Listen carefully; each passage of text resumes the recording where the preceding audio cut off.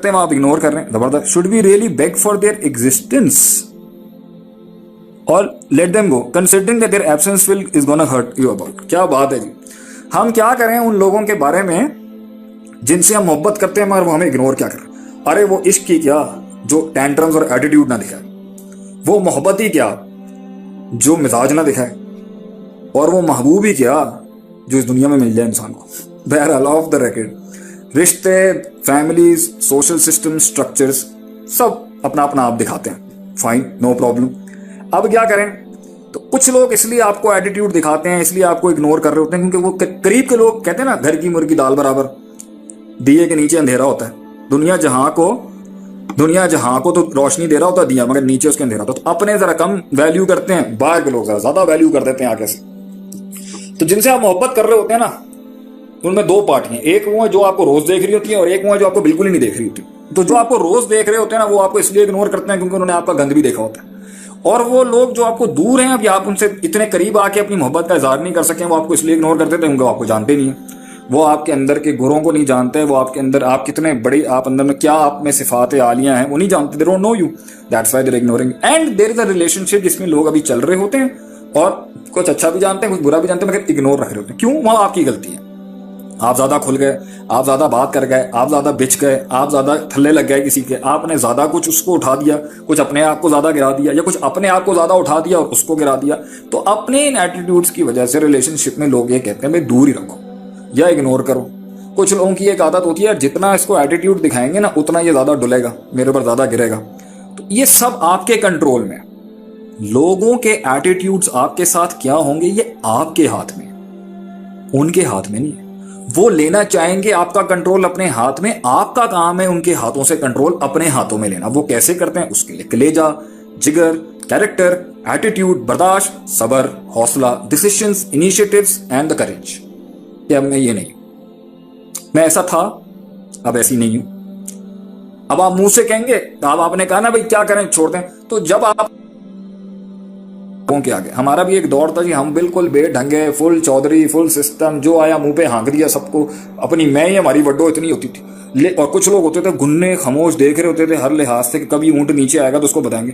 तो जब जिंदगी की ड्राइव के अंदर मैं थोड़ा सा स्लो हुआ ना, वहां पर वो जो बैठे हुए थे ना ऐसे ताक लगा के गुन्ने खामोश किस्म के, उन्होंने ना फिर ऐसी ऐसी मुझे तीलियां लगाते थे ना वो, क्योंकि वो मेरी वीकनेसेस नोट कर रहे होते थे। हम ऐसे पाटा डोल नहीं होता, खुले ड्रम ढोल, जहां मारो पाटे डोल शुरू हो जाते थे आगे से। तो उस वजह से क्या हुआ, तो लोग शुरू में, उस जमाना एक जमाना था लोग बड़ा मानते थे हमारे, जब मैं दीन की तरफ नहीं था, अपनी दोस्ती यारियां होती थी दूसरे टाइप की, उसके अंदर क्या हुआ, लोगों ने नोट किया हुआ था। तो जो होते ना बड़े अपनी मैं में रहने वाले लोग होते, जब वो थोड़ा सा नीचे होता ना फिर मारते हैं लोग उसको। तो उसके अंदर एक टाइम पर आप इसलिए कितना ज्यादा बोल गए, वक्त से पहले बोल गए, ज्यादा दिखा गए, ज्यादा रो गए। कुछ लोग ज्यादा रो जाते हैं लोगों के आगे, ज्यादा आंसू दिखा देते हैं, कुछ ज्यादा मुस्कुरा जाते हैं।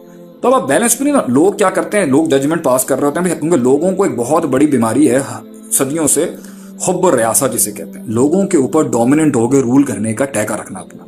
ये लोगों को बहुत पसंद है। ये लीडरशिप के अंदर नहीं होनी चाहिए। लीडर का मतलब लोगों पे डोमिनेटिंग नहीं होता, लोगों को गाइड करके आगे लेके चलना होता है। नीचे लगा के थल्ले लगा के मैं इनके ऊपर ही बैठा रहा हूं, ये दूसरी चीज है, ये बीमारी है, इसे हुब्ब रियासा कहते हैं शरीयत के अंदर। और यही थी जो कौमों की बर्बादी का राज होता है। तो क्या होता है कि उसके अंदर जब आप ये सब कुछ कर देते हैं ना, तो लोग ना फिर आपको कहते हैं, जब वो समझ जाते हैं ना भाई ये कॉम्प्लेक्स का भूखा है, इसमें इनसिक्योरिटी है, इसको तो हमारी ताईद चाहिए, ये इसलिए ज्यादा फुंगरता है क्योंकि इसमें वैक्यूम है। जब वो आपके अंदर का आप सॉल्व कर लेते हैं, उनका पहला बार ये होता है इसको इग्नोरेंस दो और कैसे देखना मछली की तरह फड़फड़ाएगा। And the more you'll start getting ignored by people and the more people are actually showing their attitudes to you, तो उस तरह आहिस्ता आहिस्ता वो देखेंगे ना भाई मेरी इग्नोरेंस से इसको फर्क पड़ता है, लोग इसमें मजे लेते हैं बैठ के, और यही जिंदगी रह जाती है क्योंकि आप बहुत एक्सपोज हो गए इनके आगे। अब आप जब अपनी लाइफ उनको क्लेम करने की कोशिश करेंगे ना, तो उनके पास और बहुत हरबे होंगे आपको मारने के, आपको डिस्कम्फर्टेबल करने, अनकंफर्टेबल करने के लिए।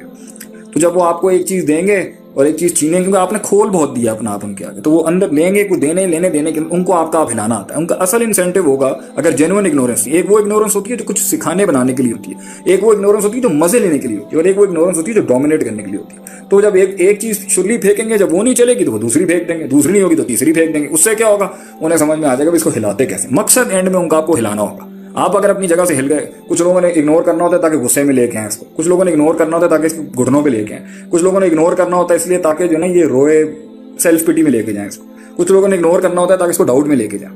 अब आपका काम है कि आपने उनके अंदर से वो, और आप उस वक्त बेढंगे चले, आपने अपना आप सहारा दी थी, तो वो आपको कैलकुलेट करके बैठे हैं। तो अब आपने अपना जो नया रिफॉर्म करना है ना अपने अंदर, वो आपको इस तरह करना है कि वो आपको कैलकुलेट ना कर सके। ये मुनाफकत नहीं होती, ये रीबिल्डिंग के प्रोसेस, रीस्ट्रक्चरिंग कहते हैं इसको। फिर एक वक्त आएगा कि शुरुआत में तो नहीं होगा, पहले उनके बाहर बहुत चलेंगे, एक टाइम आएगा। आखिरी बात करता हूँ, मुंह से कभी नहीं किसी से मांगना इज्जत, मुंह से नहीं मांगना कभी। इज्जत कमाई जाती है, छीनी नहीं जाती, कमाई जाती है, बनाई जाती है। ले नहीं सकते आप किसी से यूं करके। तो आप रो लें, घुटनों पे बैठ के हाथ चूम लें अगले के, पैरों पे सर रख दें अपना, नहीं देंगे लोग आपको। अगर आपको चाहिए, you have to earn it. How do you have to earn it? You have to do something in life, you have to prove the world कि मैं हूं, तब जाके इज्जत मिलेगी आपको। तब वो इग्नोर करेंगे, तब भी एक वक्त आएगा जब आपको कुछ चलना भी शुरू होगा ना, फिर भी एटीट्यूड रखेंगे। और एक वक्त एंड के अंदर, मैं अपने तजर्बे से कहता हूँ, तो सबसे ज्यादा इग्नोर करने वाले सबसे आगे वाली रो में बैठेंगे, आपको तारीफ करने के लिए नहीं भी तो खामोशी से एक करने के लिए कि भाई अब कर गए हैं ये लोग कुछ जिंदगी के अंदर। तो घबराने की बात नहीं है, मगर एक लेवल आता है कि कुछ इग्नोर करने वाले लोगों को आपको इग्नोर करना पड़ता है। Sometimes you just have to let it go, just let it गो।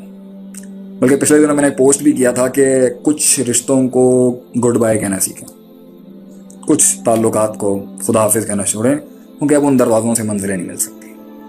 जिन लोगों ने तरक्की करनी होती है, उनकी एक बड़ी सिफत ही होती है कि उन्हें बहुत से माइंड और रिश्ते, बहुत से मुल्क, वतन, बहुत सी सोचों को खैर बात करना पड़ता है उन्हें, क्योंकि उनका विजन बहुत बड़ा था, उनकी सोच बहुत बड़ी थी। उन्होंने जिस जगह पे जाके सेटल होना था वो बहुत बड़ी जगह थी, उसके लिए उन्होंने फिर बहुत से लोगों को सलाम का चल पड़े आगे से।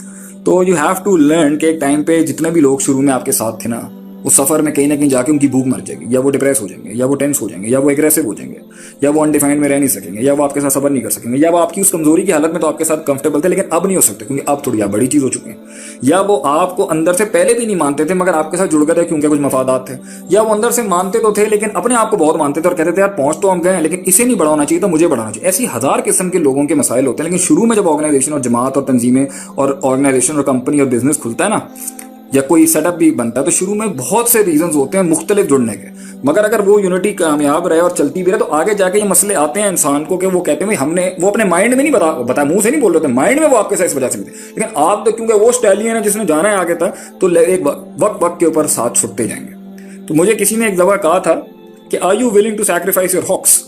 क्या आप अपने सबसे लॉयल्स को कॉम्प्रोमाइज कर सकते हैं किसी वजह के ऊपर, तरक्की की राह पे जाने के लिए, जहां तक आप पहुंचना चाहते हैं, जहां से आप चले थे? तो अल्हम्दुलिल्लाह मैं इसके ऊपर तो अपना मौकफ यही रखता हूँ कि हम तो अपने लॉयल्स के साथ हमेशा सिंसियर रहे हैं, लॉयल ही रहे हैं, रहेंगे हमेशा।